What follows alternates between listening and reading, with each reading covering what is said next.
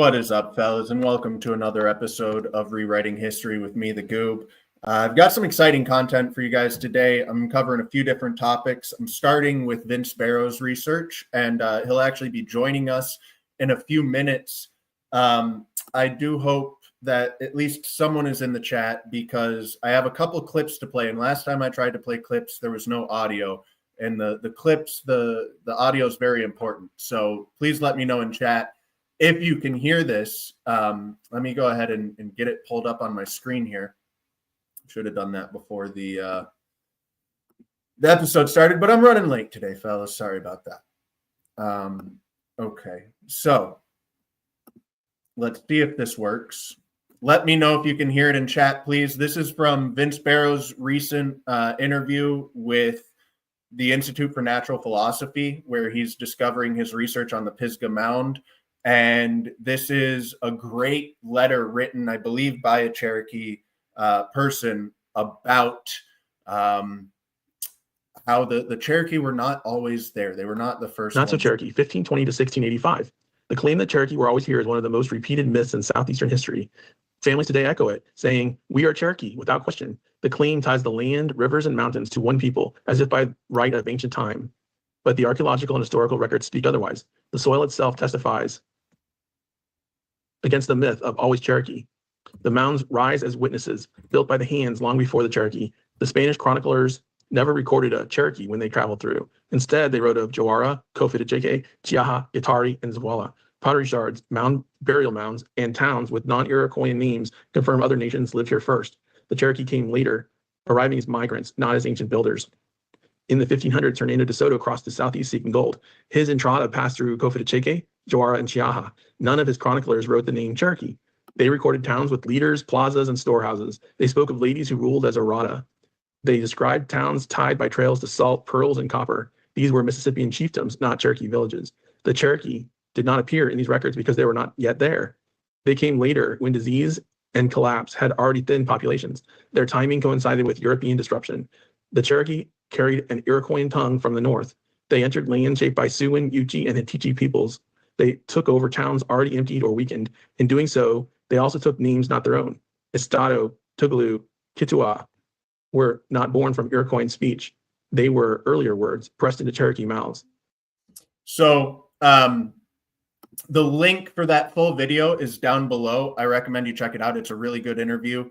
And that letter goes on for a while, basically just reconfirming what it just said, which is that the Cherokee were not the first people here. They actually came, after the population was decimated. And yet the narrative we get from mainstream archaeology and from the Cherokee themselves is that land was always theirs. They were always there. They are the custodians, and all of the history is theirs. And this ties into NAGPRA in the hiding of history quite well. And later in that same episode, Shaman says something which I've been saying for a long time, but I think he says it very eloquently, and he kind of highlights how these huge conspiracies to hide history proliferate so thoroughly. So I'm going to play that here now. So invested in this narrative at all turns that it's not, you don't have to look for an institutional conspiracy. What did we say the other day, Ricardo? Where interests converge, right? There's no need to call it a conspiracy. And you see all of these interests constantly converging around evidence that destroys that narrative that was necessary for the culture they wanted to create here in this Western expansive empire. You cannot claim. I did it. You should have been able to hear it. I think you were staring at me, but you should have been able to hear that, I hope. Maybe you couldn't. Let me play it again.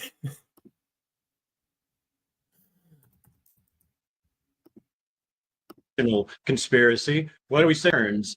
And so they're so invested in this narrative at all turns that it conspiracy. What did we say the other day, Ricardo? Where interests converge, right? There's no need to call. I'm pretty sure I'm messing up my screens here, but I hope you were able to hear that. He's just saying that, It doesn't require like a shadowy cabal. It interests converge. Archaeologists have both their reputation on the line and everything else, so that they want to maintain their narrative. The Native Americans themselves, they have land rights, they have claims and control over the history that's written. So it doesn't require this shadowy cabal to push, these efforts to hide history. It happens pretty organically. I do believe there are efforts to hide history that are bigger than this, but they happen quite organically.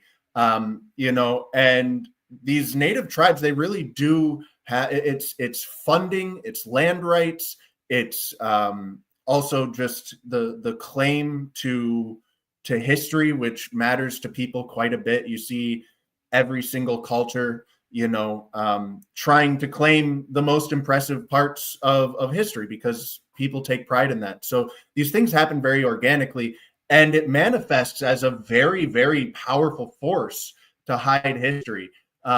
Before I have Vince join us to discuss his finds, because he's found a lot. It's really a complicated story. It's a very interesting story. It could be evidence of cultures going back 30,000 years in America with continuity, or it could be evidence, I think more likely, that there was pre-Columbian contact, with these figurines showing elephants and things like that, animals that were either only here 30,000 years ago or had to have been brought over by pre-Columbian contact. But before I get into that, I just wanted to read another little excerpt that Vince had posted.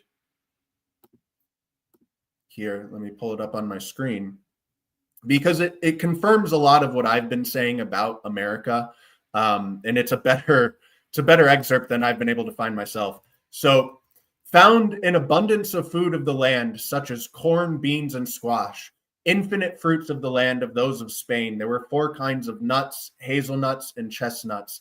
In all the land a great quantity of grapes, and in some parts muscatel grapes, as sweet and flavorful as those of Spain. There are many acorns, and of this they make butter, and of nuts. There's a great quantity of woods, and greater of plums, very good.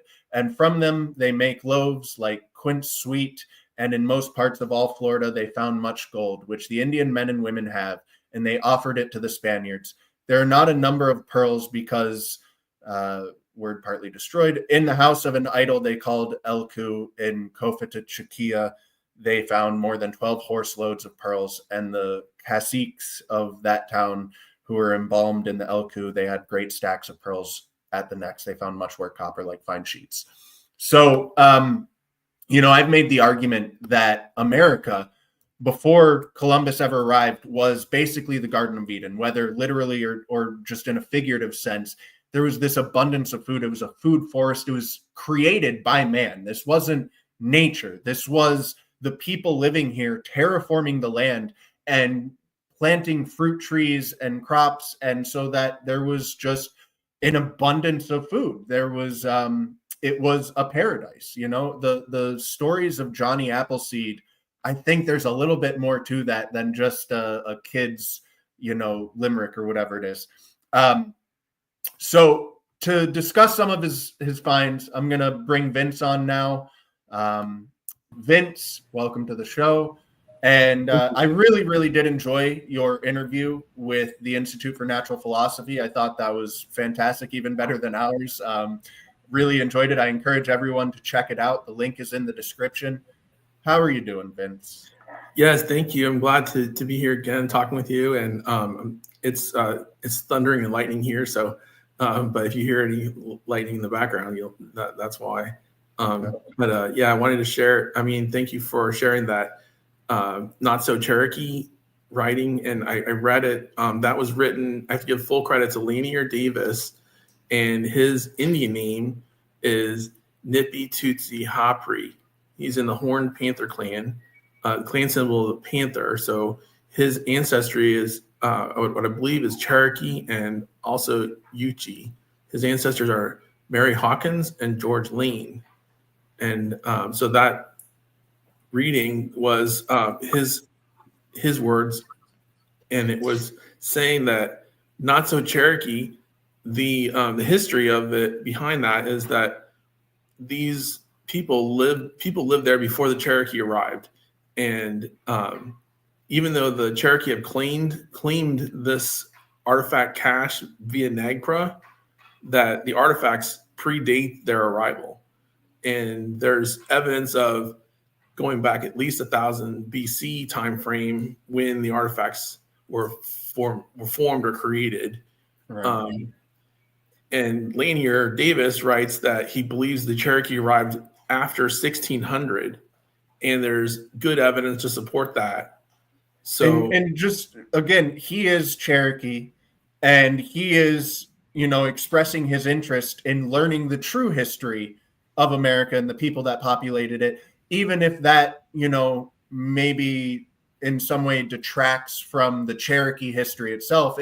He wants the truth, he wants the full picture, and he's saying that, there's people within my tribe that want to claim all of this, and it's not true. So it shows that there are, as I was talking about the motivations for why these things happen, there obviously are people within Native American tribes that do want to control all of this information. They do want to withhold this information from others. But there's also people within these tribes that want the truth, and they want to fight to expose these things.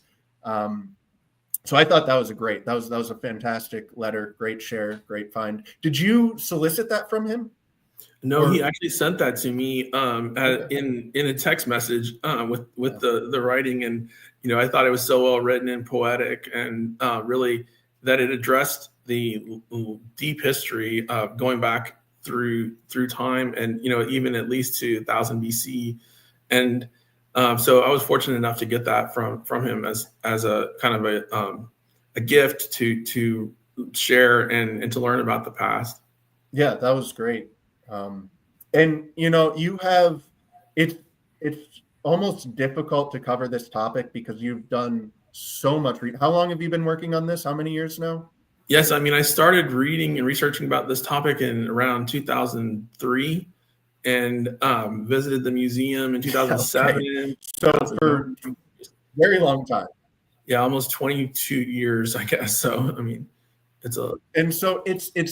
you've done so much research, you have so much information, and this is a pretty big story. I mean, this is a pretty significant rewriting of history, if you will, that deviates quite a bit from the mainstream, but you've amassed so much information. I've been following your debates with archaeologists on Twitter, and they of course say everything you're saying is wrong, but like you just keep coming back at them with facts after facts after facts, substantiated through verifiable, means and methods. And so I wanted to hit a couple of these things, and feel free to chime in here, but like you have taken accounts from DeSoto and accounts from the natives themselves. You've matched up names and descriptions, and there just seems to be an overwhelming convergence of information that seems to validate everything you're saying here. The description of DeSoto burning down the mounds, and then these artifacts are found in masses of charcoal, evidence of a large fire. He describes shooting the mounds. They find his bullets in the mounds, and yet you still have, and that's just a few of the many, many pieces of corroborating evidence. And you still have these archaeologists just going, no, you're wrong. This isn't that location. This didn't happen. This is all made up. And so, I don't even know what to say other than that, but yeah, it's kind of entertaining after a while, because they say no. I mean, I guess it goes back to when they were found in 1883. The U.S. government started a law that outlawed and basically made illegal for Native Americans to practice religious ceremonies, and they were persecuted for any marriage rights or ancestral ties. They wouldn't let them practice ceremonies all the way until 1978, when that law was repealed. As you may know, this was at the Grammy Awards when the Native American dressed in Native American outfit, the lady came in, and I think it was Marlon Brando that gave up his Emmy or Grammy Award for this cause, saying, no, it's not right to deny Native Americans the right to practice ceremonies. So that's when it was repealed. And then from that point on, they were allowed to practice. But this started more motivation, right? We're talking about a religious center here, a center of Native American, like very significant religious center.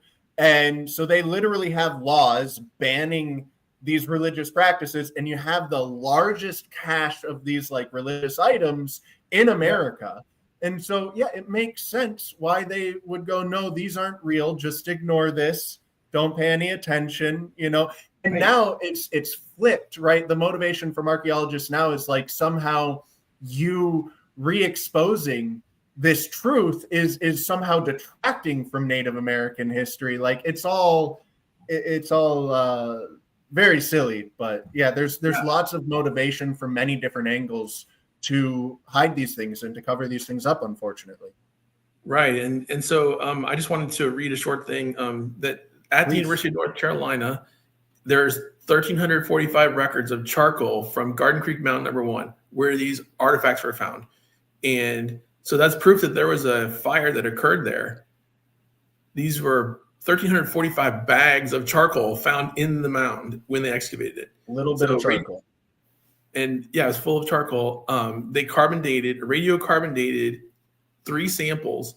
There were actually 4 samples. 2 of them dated to 500 years ago, plus or minus about 100. When DeSoto burnt it, right? Right. When DeSoto burnt it, and and there's one from 200 years ago.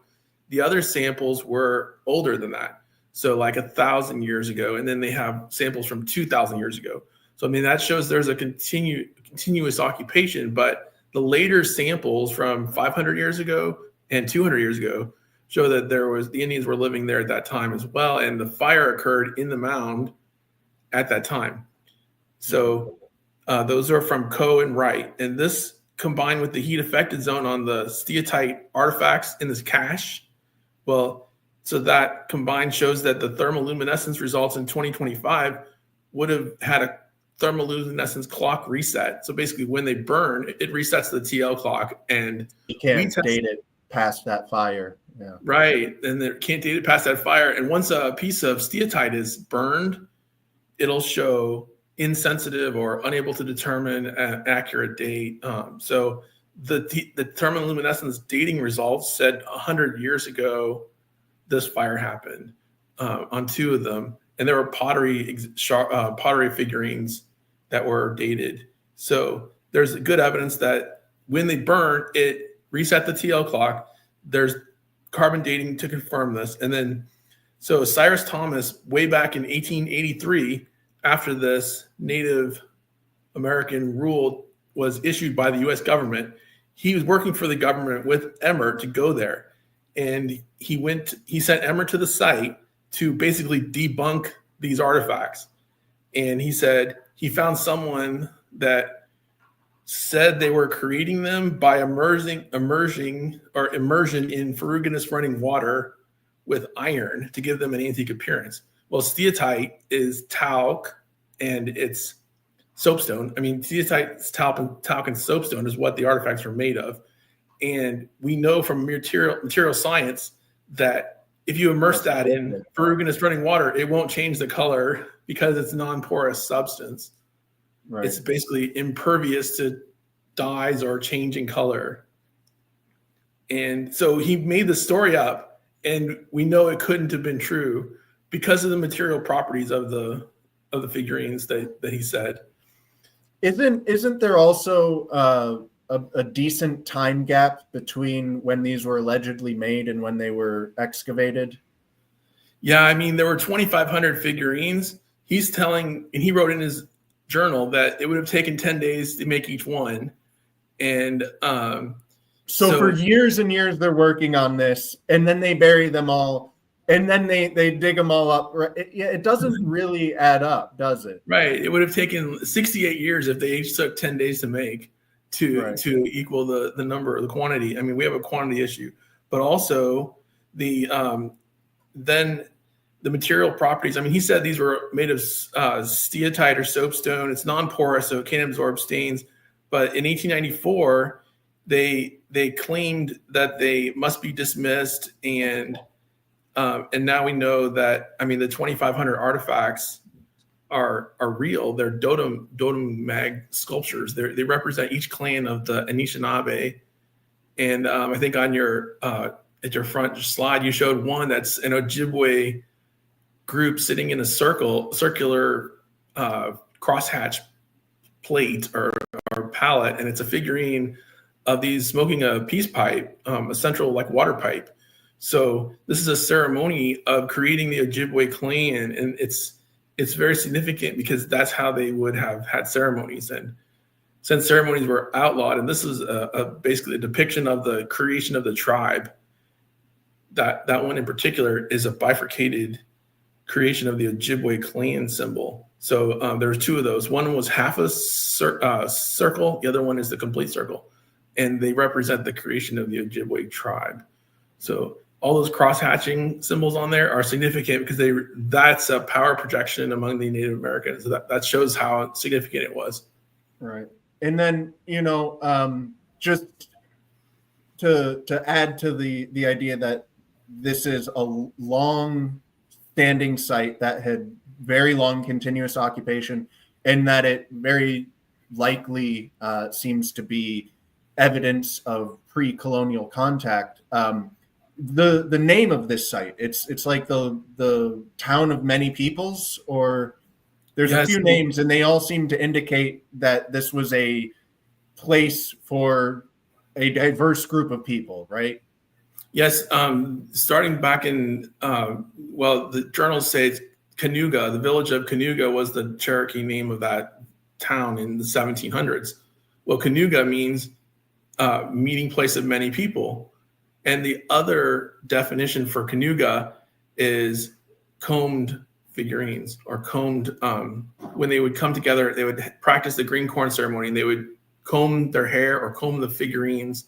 The cross-hatching is a representation that they were making this comb pattern on the figurines. So place of many, meeting place of many people, and it was a peaceful place for the green corn ceremony. Going back before that, it was the village of Kofitacheke and Gitari, and the Kofitacheke, the word Kofitacheke means mixed race, and it's the lady of Kofitacheke was the basically the queen of the whole area. I mean, her right, and before the Cherokee, this was a like matriarchal society. Right, a matriarchal society, and that was important because the matriarchal society, those were the people that were carving the figurines, and in the DeSoto Chronicles, they were documented as representations of their clan, that they were carving their self-portraits basically to represent who they were, and they were putting them with the chief's burials in this mound for thousands of years. Each one was representing that chief's clan, and in the Wallamolam, it says, this is how they remembered the chief's names. And it started back at the village called the Village of the Wise One. And it was the Wolf clan chief that started it in 1000 BC. And the depiction in the Wallamolam closely matches Garden Creek Mound, how it has two temples built on a flat top mound right next to each other that would have been identical to the depiction in the Wallamolam. This just randomly occurred to me. I saw something, and I didn't look into it too much, but I saw you said something about a connection to Bat Creek. Is there a connection to Bat Creek? Could be, because I think that the Bat Creek stone is the single most damning artifact in America as far as, going against the narrative. It has every single possible sign of verification of being a true artifact that you could possibly ask for. And it obviously is evidence that there was pre-Columbian contact because it's ancient Hebrew writing in America that predates Columbus. So how does this connect to the Pisgha mounds? Well, it connects because Emmert is the guy that was sent there from the Smithsonian. to find the Mount Pisgha relics. And then after that, he went to Kentucky, and he was fired because he wouldn't tell who it was that he said made these replicas. Then after he was fired by the Smithsonian, then he was rehired, and he found the Bat Creek stone in a mound, and he found it and with a probe rod, and so it was hit with his probe rod, which still shows on the stone. I mean, it's an authentic stone. And then he was fired later after that. But so just to highlight the ridiculousness of this even more, Emmerich was sent to the Pisgha mounds to show that they were fake, and his conclusion was that they were indeed fake. And then he discovers the Bat Creek stone, which he labeled as Cherokee, and never once suggested it was anything but Native American. He's adamantly against the idea of pre-colonial contact, and yet modern archaeologists today will tell you that Emmerich was a fraud who planted the Bat Creek stone. Someone who was adamantly against, that narrative. So, right, that's the funny thing. There's so much ridiculousness in this whole story. It's amazing what you've uncovered. It's amazing that this has sat for so long without, anyone else raising an issue with this. And unfortunately, I think that's a lot more common than we might like to think. I think there's a lot of cases of this out there where there's these things that if you are willing to spend years digging into them like you have, you see just how patently bullshit it is. Right. Right. Yeah. Absolutely. It's amazing, all the different layers and complexity. And a lot of museums won't touch it because they say it's too complex of a topic. We can't discuss it. Or even like the Native American museums, they won't touch it because it's just too much complexity for them. Right. But when it comes down to museums, you've got several responses from them and reactions from them. After you started inquiring about artifacts, they took them down from display. They hid them. You've also gotten them to retract some of their claims that these are false. You've had quite a bit. Them refusing to give you test results that you commissioned and paid for, and you've had quite a bit of interactions with the museums, and it's interesting to see their reactions to you. Oh, absolutely. It's amazing. And the fact that these were claimed by NAGPRA back in 1999. Do you know, do the natives have physical possession of these artifacts now? Or some of them, I think some are still in museums? Yes, the ones from the University of North Carolina, they say are in the possession of the Native Americans, including 28 wampum belts. And I requested to see those, and they denied access again to look at the wampum belts. There's a lot of other artifacts that they say were repatriated from the site as well. Some human skeletal remains were repatriated from the Valentine Museum and the University of North Carolina. There's still a lot in their collection. I mean, thousands and thousands of artifacts remain. Of the 2,500 artifacts, these were divided up between the Smithsonian, the Valentine Museum, and the University of North Carolina. And the Smithsonian didn't even acknowledge that they had these in their collection until I proved it to them that they're there. And then they finally admitted that, oh yeah, we do have these. They changed their record to say Vincent identified these. And so they just had forgotten that they're just left in a vault in the back of the Sweetland, Maryland National Anthropological Archives. And so for many years, they just forgot about them. And so it's good to bring them back to light and hopefully get the study done on them and help people to learn about them. And you have a website, I believe, where you have you've 3D scanned some of these artifacts. Yes. Can you drop that maybe in the chat and I'll add it to the description later? Because they're really cool. I think people should check them out. Yeah, absolutely. I scanned 14 of these, and you can look at them from all sides and see the images, and I'll drop that in the chat. All right. Well, Vince, I do have a bit more show to get to. If there's any last, thoughts you want to add, please do. But it's been great having you. Thank you for joining me. Yeah, it's been a pleasure. Thanks for talking with me. I appreciate it. All right. Take care, Vince. Okay, you too. Bye. Everyone, check out his interview. Check him out on Twitter. Check out his interview with the Institute for Natural Philosophy. He's been working on this for over 20 years. It's very impressive stuff. And we're discussing NAGPRA here. We're discussing the hiding of history. Covered a lot of that with Vince. But there is, as I've mentioned, let me find the correct tab here. This is NAGPRA is shorthand, right, that I use, but this is a global, this is happening globally. I've said it's happening to every Western nation. I don't know if Egypt is considered a Western nation. I don't think it is, but this is happening in Egypt now. Egypt will reclaim all of its artifacts from around the world with the help of UNESCO. This is a push that I commented on earlier. I said this was coming because people were talking about it.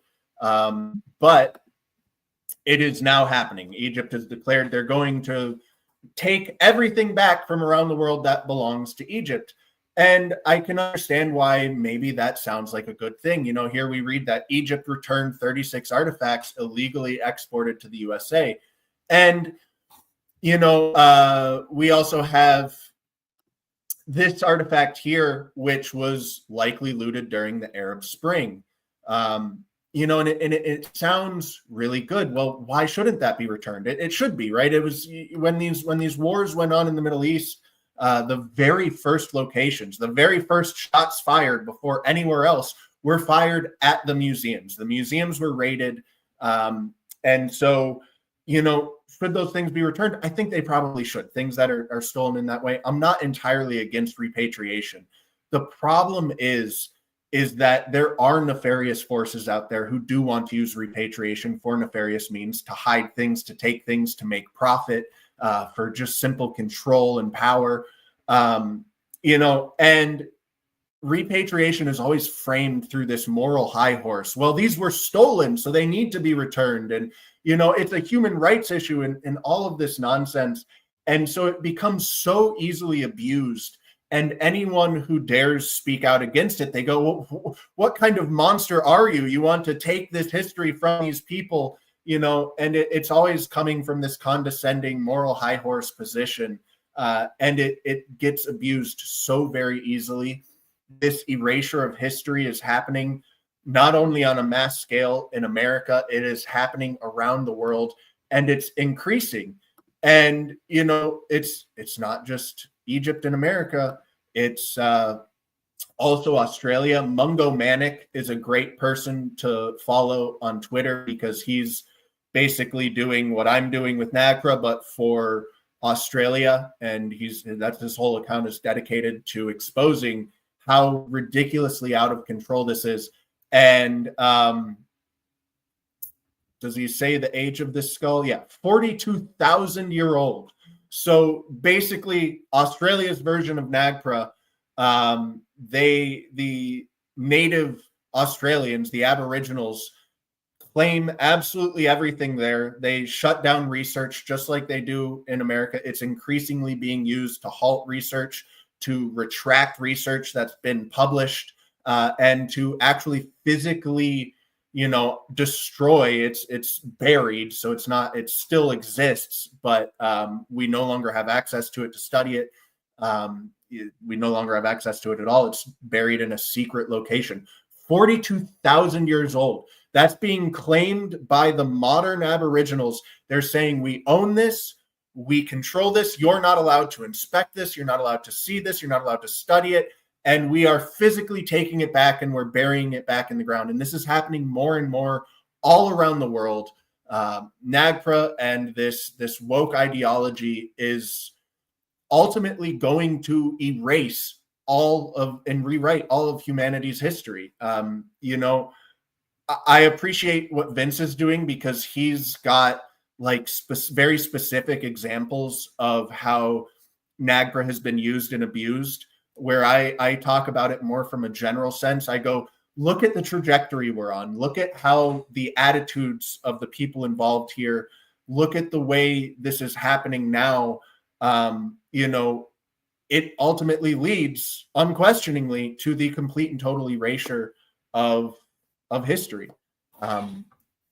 It's both, right? Like I get that the Aboriginals aren't the driving force. They are the vessel that's being used. And, but like, they're also calling for it. The Aboriginals, they want the money, they want the control, they want the influence, and it's not all of them. Just like Vince highlighted, he had that letter from the Cherokee man where he's going, no, I'm Cherokee, but I want to uncover the real past of the history. So I'm not trying to make blanket statements about everyone, but like, yes, that the Aboriginals that are pushing for this, they absolutely do exist, just like the Native Americans exist that are pushing for it as well.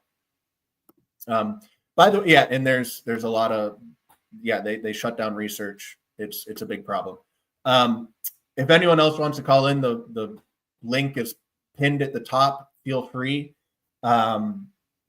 NAGPRA is bad news. Again, NAGPRA is shorthand for the erasure of history. It's a global thing.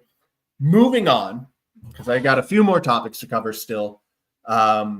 We have Pillars of the Past currently doing exploration in Peru. There's links down below to his YouTube, his Twitter, and to a GoFundMe, so you can help support this. If anyone is still subscribed to my Patreon, which I completely abandoned and forgot about, please cancel that and go send your $5 to Pillars of the Past. He's doing really, really incredible work. He's already visited many sites. We're going to, I don't know when all of the footage will come out, but this is the Wari archaeological site. He gives the proper name in his tweet here. These are massive megaliths that there's almost no coverage of this online. There's very few pictures, very limited information out here, but you can see this is buried. It goes like 30 meters deep. There's no people in here for scale, but this is a huge pit that they had to dig down. And there's these massive megaliths, this very, very precise megalithic work done at this site. And this is unquestionably pre-Inca. The Wari civilization predates the Inca. They were previously thought to not be a megalithic civilization because this is all that was exposed. This is the type of work that the Wari were doing, this loosely packed stone walls. And then in 2015, they dug deeper in this site and they found those megaliths. There's a lot more megaliths than he's showing there. Hopefully we'll get full coverage, when all the footage drops. I'm very excited about this. I don't know what location this is. It looks kind of vaguely like Sacsayhuaman area, and he does mention it's near Cusco. But I don't recognize any of these blocks from Sacsayhuaman. You have very interesting things, this giant stone slab with an indentation in it, which is something you find at that Wari site as well. The Hanan Pancha style thing. And then these were very interesting to me. These, I'm not sure what they are. There's a decent amount of consistency in the shape here, though, with all of these kind of wedge-shaped blocks. I am very excited to learn about all of the things that is being discovered on this exploration by Archaic Lens and Pillars of the Past. I've meant to shout out Pillars of the Past,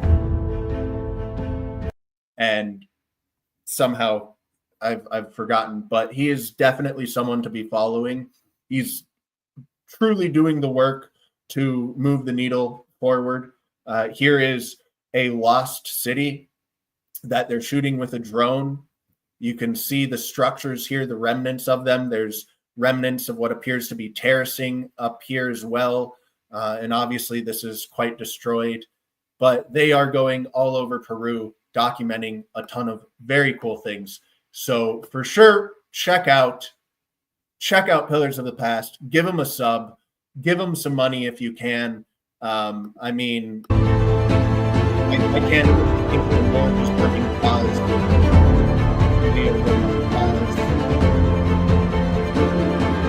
video. There we go. I'll just close the tab. Definitely go support his work, because it's some of the best work that's happening currently. I'm really excited for it. I hope you guys are too.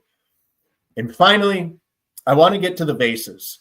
There was Max Amachev, who was him along with Stein Gerdes were basically the two brains behind this whole operation. They were the ones that were actually doing all of the calculations and the modeling and really putting in the work behind the scenes for all of this. And Max Amachev recently, let me find the tab here, has released a video and a statement where he does a full 180 of his previous position. He was really convinced that these were evidence of lost ancient high technology. He even did like nuclear scans on them to see if there was traces of, nuclear technology involved. So like he really believed not just an ancient lost high technology, but like really, really high technology.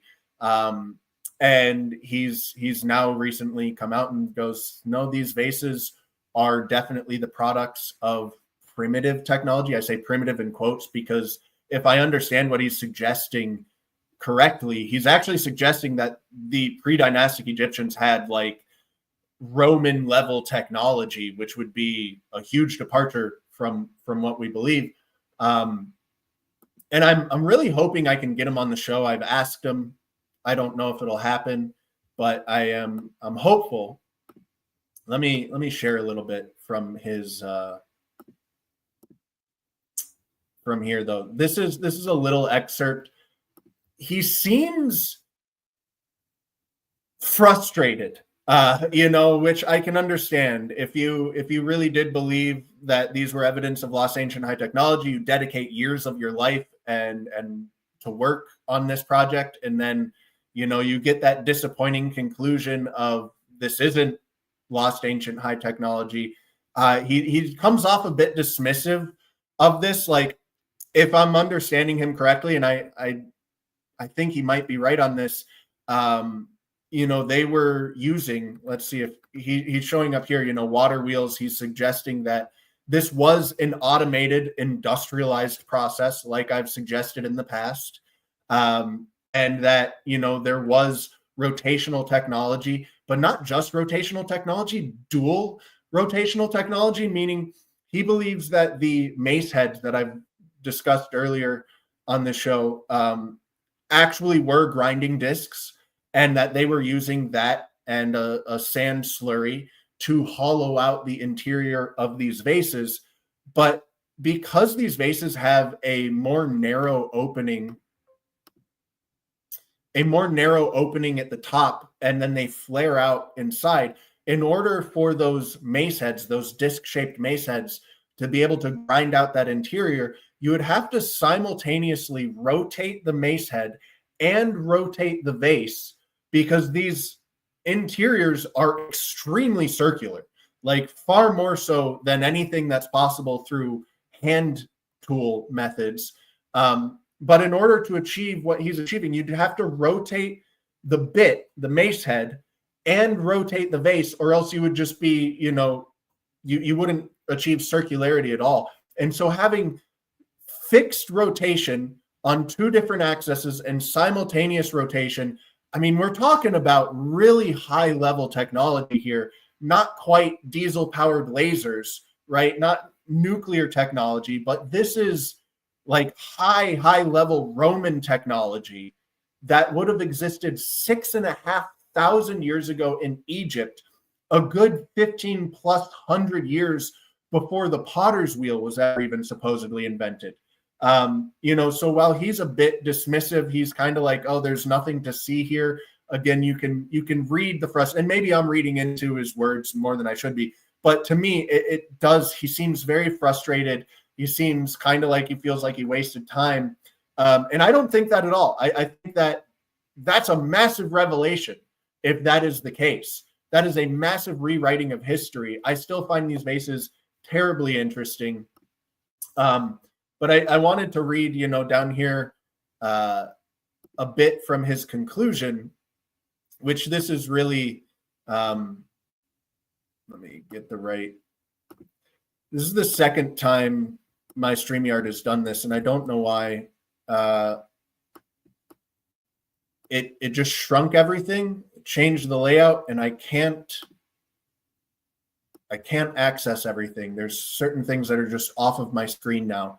But there we go. So this really, kind of solidifies that he's feeling pretty salty over this, because he says there might be a more nefarious side to this too. The antiquities market, like any market, is easily manipulated by hype and speculation. From what I hear, the prices of stone vessels shot up by 4,000% in recent years, with some pre-dynastic stone vases going for as much as $20,000, up from $1,000 to $2,000 just a few years ago. Follow the money, they say. So I don't know if that's a shot at, someone specifically. It kind of sounds like it could be a bit accusatory there. I do hope that his frustration isn't too great. I hope I can get him on the show to discuss this, because he has done incredible work. I do think these vases are still very interesting. And one of the things that he discovered through all of his models and math is that there is a very unique set of principles to these vases. As I said, the interiors are hollowed out with extreme circularity, like almost rivaling our modern abilities today. Not quite, but almost. And they're actually far more precise on the interior than they are on the exterior, which doesn't really intuitively make much sense, unless it is, as he's describing, this dual rotational setup with fixed cutting points. That would be very impressive. But because of these unique properties, you can distinguish through scanning these things whether they were modern creations through modern hand techniques, because they've scanned a lot of vases that are made in modern Egypt through traditional means. The interiors are actually far more precise than those vases. Meanwhile, the modern forgeries, like the OG spinner vase, at least that's Max's conclusion, is that that's a modern forgery. And I think he's probably right. Those show levels of precision that truly seem to only be possible with our modern high technology. And so all of these vases that are in museums can now be scanned, and we can determine which category these fall into. Is it a modern forgery, or is it an actual, ancient vessel? And as I discussed previously, there's an idea that these ancient vessels, these legitimate ancient vessels, in order to achieve a higher price on the black market, might have been put on a modern lathe, and they might have been polished on the outside to make them nice and shiny again, make them a little bit more precise, and to, with minimal effort, sell what would have been a less valuable piece for far more value. And we could actually scan these now and look at the interiors. And if the interiors match these, legitimate ancient vessels, we could conclude reasonably so that these are actual ancient vessels that have been polished on the exterior. So there's a lot of work to be done within museums, and I don't know if these museums will actually do the work, but I suspect that there's quite a few modern forgeries on display in museums currently, and or potentially that combo of an ancient vessel that has been turned on a modern lathe. And I'm guessing that the museums won't be highly motivated to undertake this effort and actually scan these things and correct their mistakes. But, along with Vince and everything else we've been talking about, all of the mistakes and errors, these archaeologists and these museums and these institutions, they are just not to be trusted. They're not reliable. When you visit these places, look at them with a grain of salt. It's one of my great frustrations with the alternate history community is that after the Dibble debate, there was a genuine movement and push to separate themselves from these frauds, these charlatans that are archaeologists. I think a lot of people were finally starting to realize that they are just shameless liars. Unfortunately, these reputable people and institutions are just shameless liars. And I personally don't have any interest in engaging with people, especially, trying to engage with them in good faith when they have shown themselves consistently, time and time again, to act exclusively in bad faith. And we saw a shift after the Dibble debate where people were waking up to this and realizing this. And unfortunately, I'm starting to see, that fading, and people are kind of reverting to like, no, we want to work with the archaeologists. We're going to pretend like these are good faith actors. We're going to engage with them in good faith ourselves. And honestly, I just see that as a waste of time. I don't see it as productive. I don't see it as a positive thing. I don't want to play nice with people who just constantly act in bad faith, who constantly attack people for telling the truth, who constantly spread lies and will double down in their lies. And there's a certain person in particular who I think is a pretty significant driving force in this, consolidation back towards the mainstream and the mean. You guys can probably guess who I'm talking about because I've talked about him several times in the past. It's frustrating to see. I hope it's great to see people like Pillars of the Past actually going out and doing the work themselves. That's what I want to see more of. That's what I'm hoping we see more of. And, it's fantastic to see people like him doing that because that's what needs to be done, right? This cooperation with archaeologists is not going to move the needle forward. People doing what Pillars of the Past and Archaic Lens are doing, actually going out and discovering these things. People like Weird Old World, who I would put up there right with Pillars of the Past, one of my favorite people, one of the few people that I would actually say are worth financially supporting, as well as, just following them and supporting them in any way you can. This is the type of work that needs to be done to progress science. I'm not relying on the archaeologists.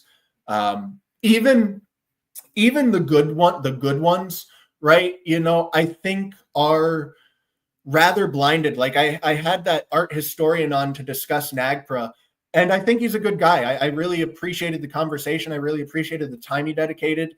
But there were moments listening to him where I'm like, what the fuck are you saying? He's talking about how universities and museums are taking the stance of we are going to repatriate literally everything that we have. And that is progress. And that's a step in the right direction. And somehow taking the stance of literally every single artifact that we have, we're going to return to Native Americans, somehow inexplicably leads to more public access and more information and research being publicly available and the public being able to interact with even more artifacts. It makes absolutely no sense, and I don't think he's nefarious in any way, shape, or form. I think he's a good guy. And I think that he, is experiencing a lot of cognitive dissonance because he's dedicated his life to this field. And it's pretty difficult to accept that this field is now moving in the wrong direction, and all of his colleagues and all of these institutions are actively working to destroy history, and so he doesn't want to believe that. He wants to believe that this is good and that it's going to lead to good things. But it very obviously won't, right? Repatriating literally everything in no universe leads to more artifacts being on display. It leads to less. So, I do hope that people can wake up to the fact that even the decent people in these fields, which there are a lot of them, they're in the field itself is corrupted. Like we're not going to get progress from the archaeologists. We're going to get progress from Pillars of the Past, Weird Old World, and people like that actually going out and doing the work. And Vince Barrows, of course. The keyboard warriors can do some good too, but it's really inspiring to see the people actually doing the real work. So with that, I'm talking about Dan. I know you're a fan of debunking, but he is a total grifter. He's a shameless liar, and he's a bully. I really don't have a single positive thing to say about him.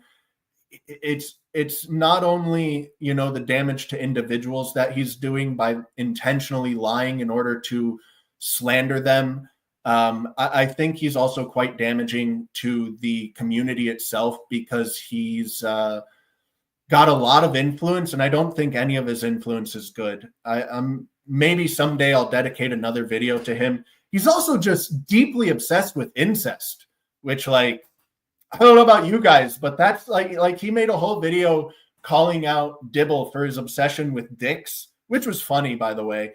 And fair, like I don't have any complaints about that. But like, yeah, you're gonna call someone out for their obsession with dicks, and yet Dan has a so much deeper obsession with incest.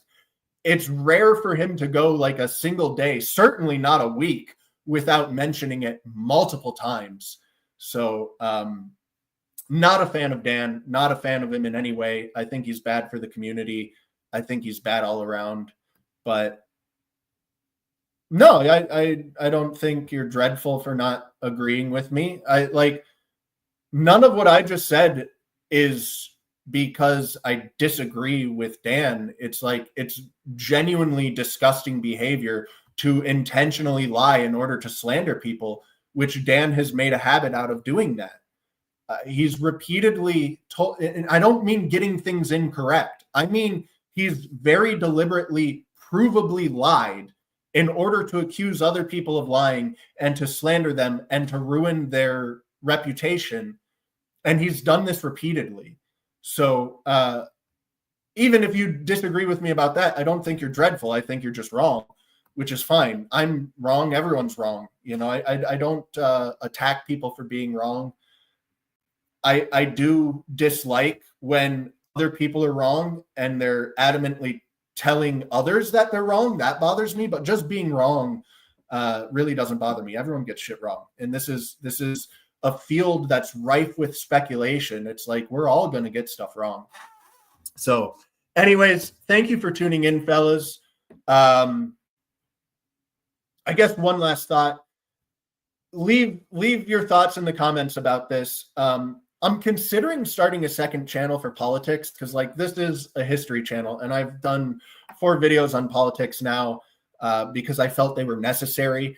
I still have a lot more I want to say on that, but I don't necessarily think it's the best to have that combo on this channel. So if you guys would have any interest in hearing more from me about politics and how to save America, and you think a second channel would be, worth the effort, let me know. Because I don't really want to keep posting political videos on this channel, but I do want to keep posting political videos. So let me know in the comments what your thoughts are on that. And thank you for joining me, fellas, and I'll catch you next week. Peace out.